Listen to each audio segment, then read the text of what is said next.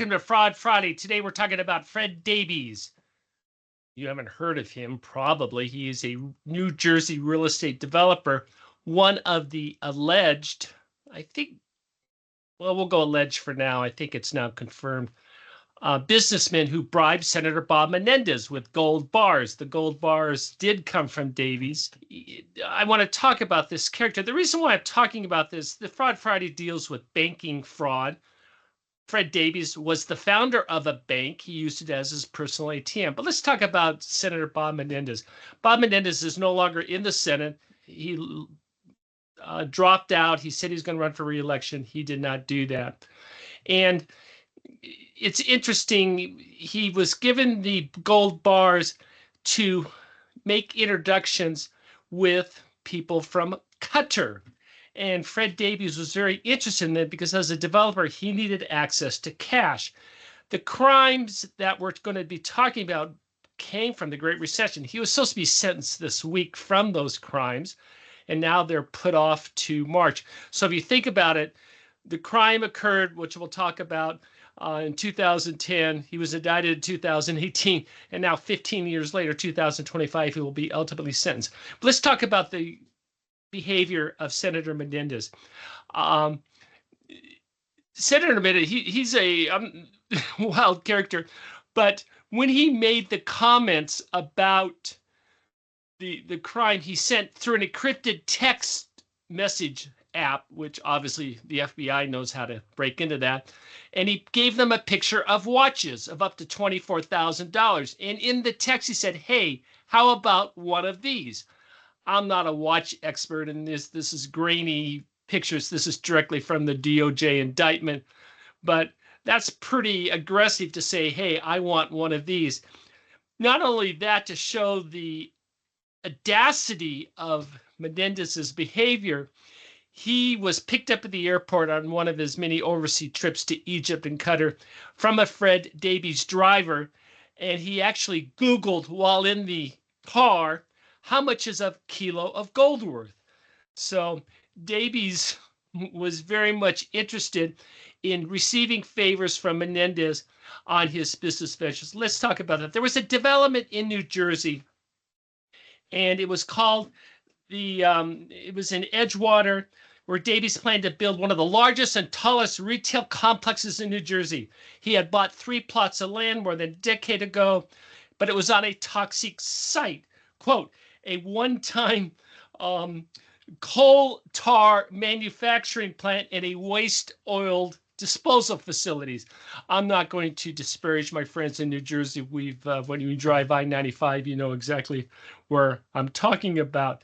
And of course, I cannot, we all remember fans of the Sopranos show of Tony driving along that, and we do have some Sopranos references in there. Anyway, this coal tar facility, waste oil disposal, was acquired by Honeywell during one of their many acquisitions and had sat barren for years when Fred Daibes, and he needed millions of dollars to develop this great property. The problem is the cleanup was just a mess, and it's still there. They started cleaning up, quote, when the setback occurred where there were high levels of pollutants were emitted during the process, raising concerns among nearby residences. Honeywell then erected a large structure to contain the fumes to no avail. The delays caused Daibes' partner to pull out of the deal, enter the Qatars. It still has not been cleaned up. The EPA now says it's going to cost $163 million to clean up, and it will sit vacant. Let's talk about Daibes from Lebanon. He immigrated and his started a small masonry and business, and he preached family and values, and of course that I'll read the quote here. It says, "We take a lot of pride here. It's got our name on it. I expect it to be the best. No matter what we build, we believe if you put your name on it, it better be good." Well, that's a nice business philosophy, but unfortunately, he took things a little far. Let's talk about his banking relationship. He started the bank. He was the founder and chairman of a bank. It was called Mariners Bank. He got indicted for bank fraud. Here's the deal. I have been extremely critical of the federal government going after community bankers after the Great Recession. They nailed the community bankers for the mortgage fallout program. The problem is the community bankers had nothing to do with that. It was the Wall Street bankers. How many Wall Street bankers were indicted? How many community bankers? Hundreds. Hundreds of community bankers were indicted. And a good number of them were eventually exonerated, but after loss of financial well-being, character, reputation, etc. Now, my criticism does not extend to Mr. Daibes. He is one of the community bankers that should have been indicted. He has pled guilty to this, and what his crime was is very simple. He used the bank as his ATM, and banks have loan limits. Main Street banks, they obviously can lend hundreds of millions of dollars, if not billions of dollars. Community banks, they have a much smaller threshold. It appears on this, the threshold was about $2.6 million loan. Well, what he did is he recruited his friends, and the term is straw borrower, or the feds call it nominee loans. He said, hey, Jack, I need you to borrow the money, sign the check over to me. Don't worry about it. I'm putting up my own collateral and I'm going to make the payments. Mr. Daibes is very charismatic, and I'm going to talk a little bit about his involvement in New Jersey politics. But he by force of personality, he got his way. Anyway, a number of loans were made to these nominees, and of course, he was not able to repay them. In banking parlance, what they do is they would renew these loans. So you had what he pled guilty to was a $1.8 million loan that had a balloon payment. It was all due $1.8 million. Well, he did not have the funds. So what banks commonly will do, they will roll it over or renew the loan for another year. The problem is for bankers is if the feds determine that that loan should not have been rolled over, they can call that a crime. They call that fixing the books. In other words, you take a delinquent loan or a loan that has that should be marked down as an asset value, and now it is a pristine, good loan. And that's what the feds are very concerned about, that banks make these bad loans and they simply roll it over so it looks good. And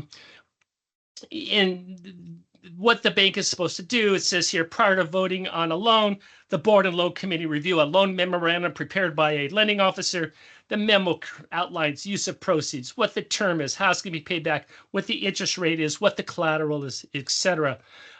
Hidden from the people who voted on this was the fact that it was actually going to their chairman, which raises a lot of red flags. In effect, it's illegal. So a check was drawn against Mariners Bank for $1.8 million. The borrower signed the check over to Daibes, who promptly put it back into his own bank account.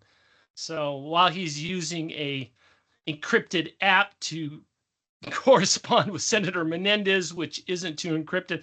By the way, I love the FBI hires smart agents.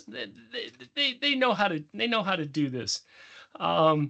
They know technology. So let's talk about the more of the transaction of the lot. He paid $42 million for it, and we discussed that. Okay, so I want to talk about the New Jersey Commission report, and I'll end it with that. And they did this 80-page format, and very damning of the influence that Daibes had on the community. There was a councilman named Jose Vidal. Half of his revenues came from projects from Daibes. $2.6 million between 2015 and 2018. The mayor received below market deferred interest-free rent at luxury buildings owned by Daibes. This arrangement began months after his appointment. The commission uncovered other financial activities concerning Daibes, and his corporate entities include, I love reading this, illicit business practices, questionable collection of unemployment insurance benefits, and non-specific payments to organized crimes. What he would do, he would go and get the cash and pay his workers on the construction site almost $4 million in cash, therefore avoiding the taxes, the Social Security taxes that needed to be collected. He also, many of those, I shouldn't say many, I think there were 3 of those people also were getting unemployment benefits as well as the workers. So there were multiple crimes involved with that. The commission found Daibes had more than a dozen personal checks for unspecified payments totaling over $100,000 to the son and daughter-in-law of a high-ranking Genovese organized family member who's a key operative in an illegal gambling ring in northern New Jersey. Shout out to the Sopranos. A councilwoman's husband, a longtime Genovese crime family associate with a history of gambling convictions, lived rent-free in a Daibes built and owned apartment building from 2005 through 2018. So, force of personality, and it's all crashing down. He took down a United States senator. He took down his bank. The bank ended up being sold.